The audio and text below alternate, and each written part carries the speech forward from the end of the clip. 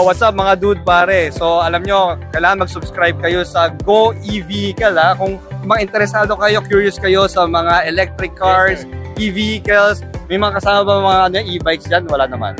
Mga e-bikes meron din, mga electric bicycle, electric motorcycle meron din naman. Ayun, no, basta anything na e-vehicle, subscribe kayo sa Go E-Vehicle ha, sa YouTube guys ha. Tulungan natin makaabot na lampas 10,000 subscribers. Yeah, Ayos. thank you. Let's go.